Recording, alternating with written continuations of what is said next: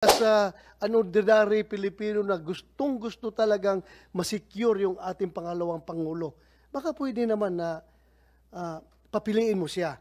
Continue as the chairman of the Senate Committee on Public Order and Dangerous Drugs. This is my personal appeal to you, being a Filipino. Kasi ayaw ko talaga na may mangyari sa ating pangalawang Pangulo. Para po itong Senator Bato at itong si Marvel, ang ating bagong PNP chief na yun natin kung nasa tamang pag-iisip din ba. Anyway, mga kababayan po natin, kini-question po ni Senator Bato sa kanya ang patungkol sa pagtanggal ng security police ni Vice President Sara. At syempre, kagaya ng kanyang palusot, kagaya ng kanyang palaging rason, ay sinasabi niya, mga kababayan po natin, na kailangan niya umano tanggalin ang security personnel ni Vice President Sara dahil wala umano itong threat or walang banta sa buhay ng ating Vice Presidente. At nanindigan pa ito na kailangan nila umano ang pulis sa ground. Kagaya nga ng sinasabi natin, mga kababayan, pwede niya naman bawasan ang mga security police ng mga congressman or senador. Tag-iisa lang dahil marami man silang security. Bakit kay Vice President Sara na alam po natin na marami itong banta sa buhay? Aba, nagdepensa pa ito na umano'y may ibang security naman daw na mahigit 300 na nasa AFP. Ngunit hindi ito pumayag itong si Senator Bato at ang kanyang iniwan pa na mga pulis na tagabantay ni Vice President Sara ay yung hindi pa mapagkatiwalaan. Kaya nasumbat ni Senator Bato sa kanya, paano po ito nakakasigurado na wala bang banta sa buhay po ni Vice President Sara, lalong-lalo na mayroong mga NPA, may mga taong masama at galit sa mga Duterte. So, pakinggan po natin ang kanilang pag-uusap. At siyempre, nandito rin Senator Robin Padilla na umano'y mukhang nalilito sa nangyayari ngayon at sa mga napapanood niya sa mga iba't ibang vlogger umano. Ang tanong po natin, mga kababayan, sino ba talaga ang nagpapakalat ng fake news? O baka hindi naman po vlogger, baka sila po dahil pinagtatakpan po nila yung katotohanan na dapat malaman po ng mga Pilipino. Sir, ako po ay tagapangulo din po ng komite ng Public Information at Mass Media. Ako po ay tunay na hirap na sa pagsangga sa mga fake news. Ako naman po ay nagpapasalamat sa pamunuan ng PNP at laging maliwanag naman po ang inyong pagbibigay ng impormasyon. Nagkakataon lamang po na imbis yung paliwanag ninyo ang naririnig, mga vlogger na hindi natin maintindihan. Mukhang malabo po yung pag-uunawa ni Senator Bato sa mga vlogger. So maliwanag daw po yung paliwanag ni Marvel. Anyway, yung paliwanag kasi ni Marvel, mga kababayan po natin, kaya medyo nalilito si Senator Bato dahil iba't ibang vlogger yung nagbibigay ng kanilang sentimento at opinion. At para sa atin, hindi kasi valid na rason na babawasan po yung security po ni Vice President Sara. At beside, marami namang dapat paghuhugutan ng pulis. So napakalinaw po yan. At alam naman po natin, Idol Senator Robin Padilla, na talagang gusto nilang bawasan itong security ni Vice President Sara. Alam naman natin kung sinong nasa likod po nito. Kaya huwag ka po malito, Senator Robin Padilla. I-analyze nyo po, titingnan nyo kung bakit ito po yung mga sinasabi ng mga vlogger. At huwag nyo pong masamain, Senator Robin Padilla. Dahil ang mga vlogger po ay sila po yung nagbibigay ng mga magagandang paliwanag at the same time, sila po yung mga dumidepensa rin kay Vice President Sara. Kasi itong mga polis na ito, kita natin ngayon, nagpapagamit po ngayon kung sino po itong mga naghari-harian ngayon dyan sa Malacanang. Ngayon po sana magamit po natin ang pagdinig na ito upang linawin lang po ang isang bagay. Medyo hindi po ito. Ako po nagpapasalamat po ako sa inyong statement kanina patungkol po dito. Ito lamang po side lang pong tanong. At ito naman po nasa inyo po bilang resource speaker po namin. Nasa inyo po kung gusto niyo pong sagutin o hindi. Narinig ko na rin naman po at nabasa ko na rin po yung inyong statement na ayaw niyong magsalita. Pero baka po dito po ngayon, mas maganda maging maliwanag po sa ating mga kababayan. Pero kung ano man po kung gusto niyo pong sagutin o hindi, wala pong problema. Opo, hindi po namin yung pepersonalin. Karapatan niyo po yun. Kaya lang po, baka lang magamit natin itong pagdinig nito para malinaw po. Tinatanong po talaga ng taong bayan na hindi lamang po ang masasabi nating, alam nyo naman, hati ang ating bayan pero lahat nagtatanong dito, ano po ba ang katotohanan? Meron po ba talagang political pressure para tanggalin ang security ng ating Vice President? Nasa inyo po yan, sir, kung gusto niyo pong sagutin o hindi. You may respond, Chief PNP. Thank you, our Senator. No, that's yun po yung sinabi niyo. Wala pong political pressure. Siyempre mga kababayan po natin, may aamin pa. Kasi kung aamin siya, di, dyan pa lang sa Senado, gigisahin siya. Di po ba? Pero malinaw po sa kanyang mga galawan, mga kababayan, sa kanyang ginawang biglaang pagtanggal ng security ni Vice President Sara na hindi man ang kinausap si Vice President Sara bilang pagrespeto sana sa ating Vice Presidente at anak po ng nagbigay ng dobling salary sa kanila. Diba? Respeto na lang sana. Kung talagang walang pamumulitika. Obviously, alam mo, Marvel, talagang nagpapagamit ka sa politika. It's ang ginagawa po natin, it's really to rationalize po yung deployment ng PNP natin. And we have to make sure, no po, sabi po nila, alam mo, sir, ang nangyari po, not only the Vice President, our Vice President na nagalit po sa atin, at kalim po na it's a political, no, not even. Marami po kami tinanggalan. Even yung mga classmate ko, ng mga general, sabi ko, it's a time na talagang we have to rationalize. And in fact, we have already made yung sa policies natin na kung may mga threat, yung mga, then when they retire, kasi may mga threat, it's only about 6 months. And afterwards, they can ask kung meron po talagang threat. And we have to make sure, no, ang deployment po, we have to refrain po yung kasi, ang term po natin, VIP, ang security. No, there's no term as VIP. Remember, this is a police unit, sa professional police po. They are all graduates, and di po kami kagaya dati na graduate po so ang mga police po natin. And we want to make sure that they are being deployed properly. Tinanggal po natin yan because ang gusto po natin, we have to professionalize po yung PSPG and make sure na dalawa po yung criteria. High threat, high security threat, and medium security threat, and no threat at all. We want to make sure that there is already a perceived threat, and hindi po yung, there's a difference between a perceived threat and an actual threat. Dati kasi, VIP ang tawag natin, that's a perceived threat. Kaya nga sinasabi po natin, and we have to rationalize, and we have Pag nagsalita ito, mga kababayan po natin, pautal-utal. At pareho sila ng estilo ni Abalos, no? Bansin ko lang. to change our policies regarding po dun sa deployment ng tao. Kasi ang sasabi ko nga, we need more people on the ground.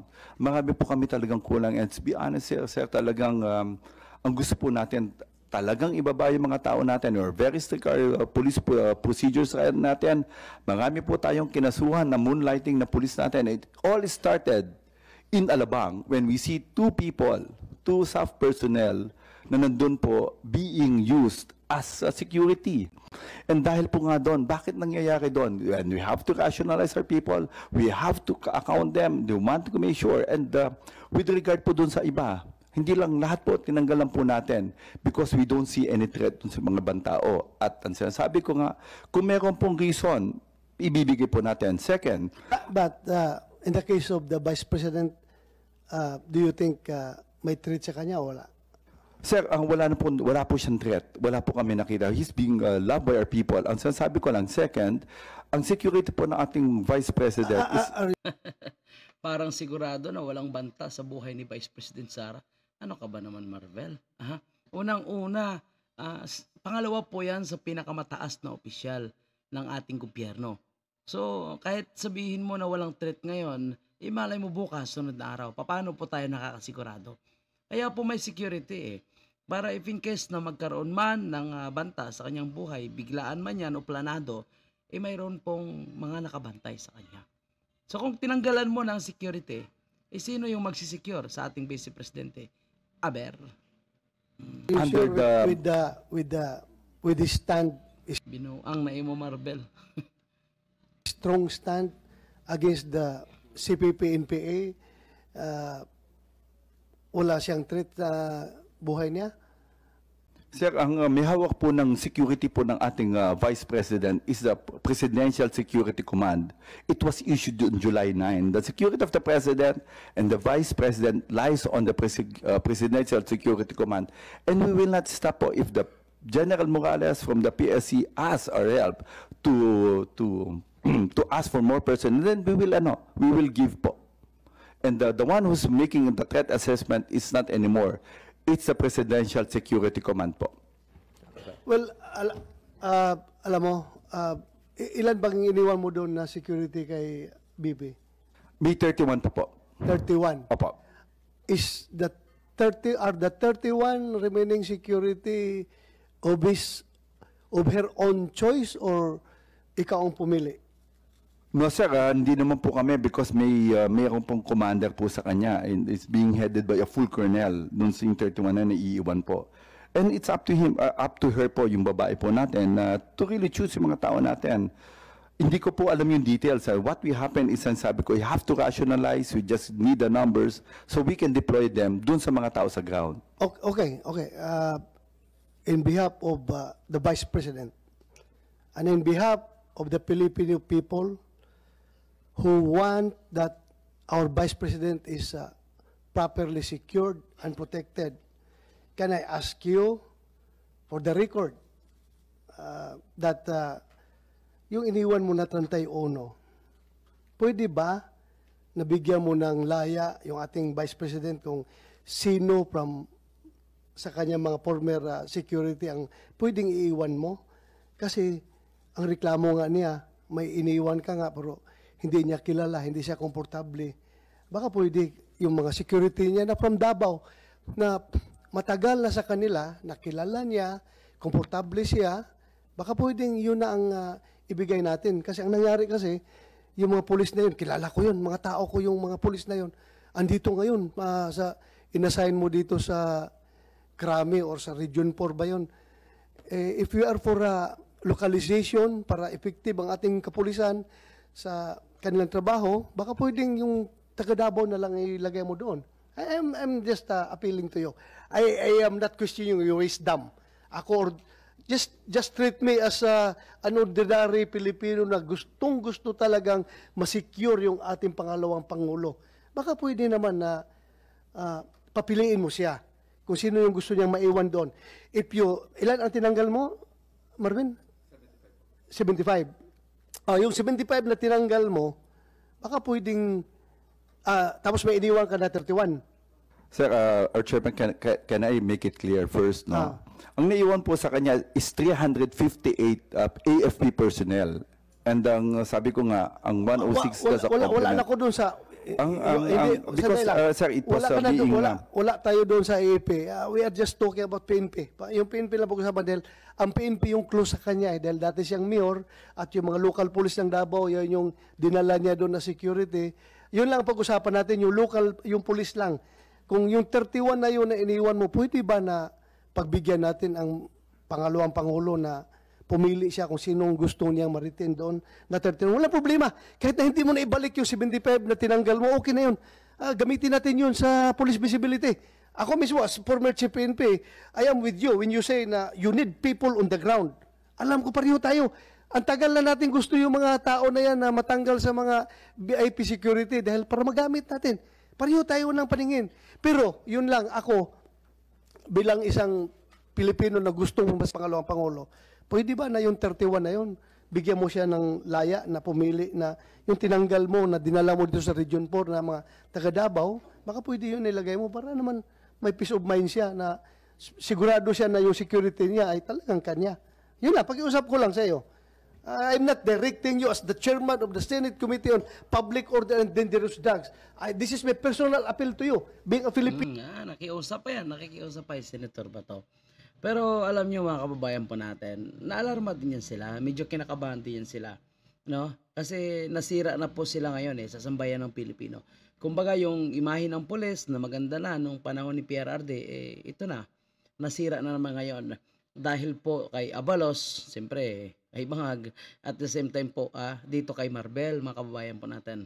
At natagdagan pa nito sa kanilang ginawang panggigipit, sa kanilang ginagawang pang-oppress ngayon, at ang pulis ay ginagamit po ng mga politikong namumuno ngayon. So ito si Senator Bato ay nakikiusap pa na kung pwede mo ibalik, kung hindi man, dapat yung mga security na maiwan kay Vice President Sara, yung police security, ayun po yung mapagkatiwalaan. Mahirap na, di ba? Mahirap na talaga.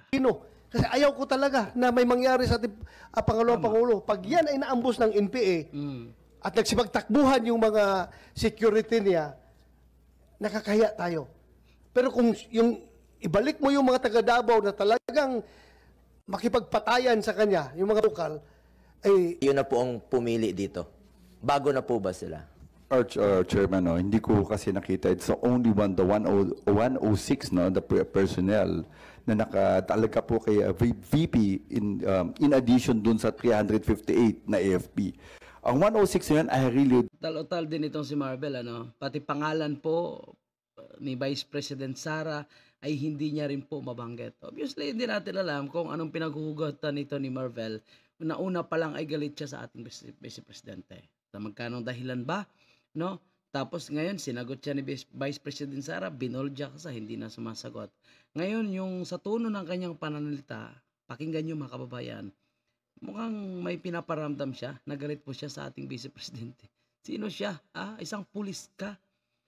May sinumpaan ka to serve and protect? Pero nagpapagamit sa politiko. hindi po sila kilala. Ang sinasabi ko lang, we have to reduce our personnel. Based dun sa recommendation po ng PSBG commander, I have to talk to these people and talk to the chief of staff of the VP kung tama po yung numbers, no? But if you ask me for the details, I don't know these people. Siyempre, sino bang aamin dyan? Hindi ko po sila kilala kung sino po naiwan. Ang sinasabi ko lang, this is inadequate na 31 po ang ibigay namin. But if kung sinasabi niyo po, it will help, then let it be po. We have no, hindi mo po kami nag-argumentative with regard po sa security. If it will help, if we can add, it really depends on the VP, of course. Yung head po ng security niya, yung PSC po, si General Morales, then let it be po. Paki-check naman na GPNP kung itong mga naiwan, choice ba niya? Tama yung sinabi ni Chairman Bato. Choice niya ito o kayo ang pumalit bago na po itong mga to? Chairperson, no? Hindi ko po, number one, I don't have yung kilala po. No? Ang sinasabi ko lang, out of the 106, kasi I assume lahat yung tao niya po, yung 106 na yun. No? Then, ang sinasabi ko, I have to reduce based dun sa recommendation natin na wala po siyang threat. Kasi, ang sabi ko nga, ang PNP is just an augmentation of the security being given by the Presidential Security Command. Kung sinasabi po natin na makakatulong po, then let it be, and we will help in securing the Vice President po. Wala na bang naka-deploy ngayon na PSPG sa mga negosyante lang? Ang sinasabi ko, sir, may mga high threat po, but pinatanggal ko po. If you will look at the numbers, pinatanggal ko po lahat. Basta ako, General Marvel, high security threat pa rin yung ating pangalawang Pangulo. You may question my opinion. So, automatic talaga yan, mga kababayan po natin, na dapat bigyan po ng mataas na security po itong si Vice President Sara, lalong-lalo na sa issue ngayon ng pamumulitika sa ating bansa. Kaya talagang kailangan mas-secure po si Vice President Sara, at kung threat, kung banta po, nako po, napakaraming banta sa buhay ni Vice President Sara.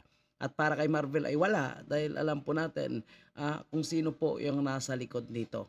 Ito po ay parte ng kanilang black propaganda, ito po ay parte po ng kanilang paninira, mga kababayan po natin. At sana po ay abangan po natin kung ano po yung action po dito ni Marvel. Titingnan po natin. At dahil mukhang nag-isa siya dito, kita natin nag-ang-ang siya, nag-uutal-utal ang kanyang mga sagot, halos hindi niya po mabanggit itong pangalan ni Vice President Sara. So obviously talagang nakahalata po na hindi po tapat sa kanyang mga pinagsasabi itong si Marvel, mga kababayan.